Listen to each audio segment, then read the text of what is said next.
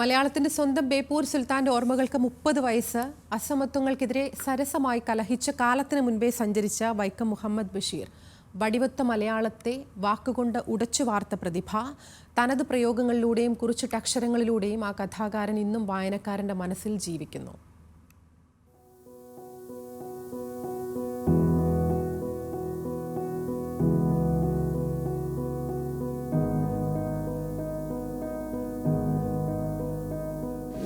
ഈ ലോകം എല്ലാവരുടേതുമാണ്.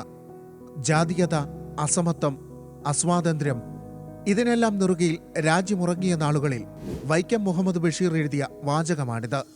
അവകാശത്തെക്കുറിച്ച് അവബോധമില്ലാതിരുന്ന കാലത്ത് ഉറക്കെ ഇങ്ങനെ വിളിച്ചു പറയാൻ ബഷീറിനെ പോലെ അപൂർവം ചില മനുഷ്യർക്കേ സാധിക്കൂ.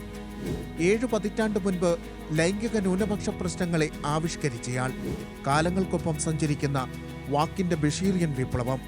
കർത്താവ് മരിച്ചത് മരക്കുരിശിൽ, പിന്നെ എന്തിനാ പള്ളിയിൽ പൊൻകുരിശെന്ന് ചോദിച്ച് പൗരോഹിത്യത്തെ അസ്വസ്ഥനാക്കി. മുസ്ലിം സമുദായത്തിന്റെ കണ്ണു മൂടിക്കെട്ടിയ ജീർണതകളെ തുറന്നുകാട്ടി. ഇന്ന് ഒരെഴുത്തുകാരന് സാധ്യമാകാനിടയില്ലാത്ത ഒരു ഭഗവത്ഗീതയും കുറെ മുലകളും ബഷീറിന് മാത്രം സാധ്യമാകുന്ന സൃഷ്ടിയോ പ്രയോഗമോ ആയി. മതത്തിന്റെ ഭീഷണികൾക്ക് വഴങ്ങാതെ അയാൾ ശബ്ദിച്ചു. വേശിയും പോക്കറ്റടിക്കാരനും തടവുപുള്ളിയും വിരഹ കാമുകനുമെല്ലാം പിറന്നു. പടച്ചോന്റെ ദുനിയാവിലെ അവകാശികളെ ആത്മാവ് കൊണ്ടെഴുതിയ കഥകളിലൂടെ പരിചയപ്പെടുത്തി. ആനവാരി രാമൻ നായരും എട്ടുകാലി മമ്മൂഞ്ഞും ചിരിയുടെ ജാലകം തുറന്നിട്ടു. ചോര കൊണ്ടെഴുതിയ സുഹറയും മജീദും ഹൃദയം കവർന്നു.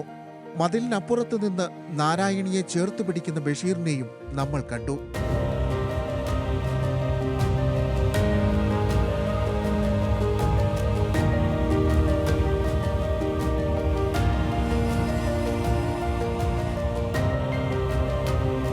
അനന്തമായ യാത്രകളാണ് ബഷീർ കഥകളുടെ ആത്മാവ്.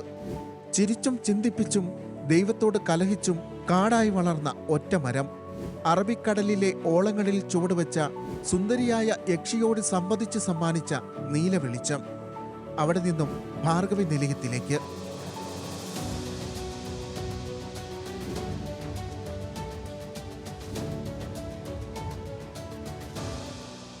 ജീവിതത്തിന്റെ എല്ലാ മാനങ്ങളിലും കഥകൾ പിറന്നു. സംഗീതത്തോട്, ഗസലുകളോട് അടങ്ങാത്ത ഭ്രമവുമായി മലയാളത്തിൽ ലാളിത്യത്തിന്റെ അത്ഭുത ലോകം തുറന്നിട്ട് വൈലാലിലെ വീട്ടിലെ ചാരു കസേരയിലിരുന്ന സൈഗാളിന്റെ സോജ രാജകുമാരി കേൾക്കുകയാണ് Basheer. Feature desk, news Malayalam.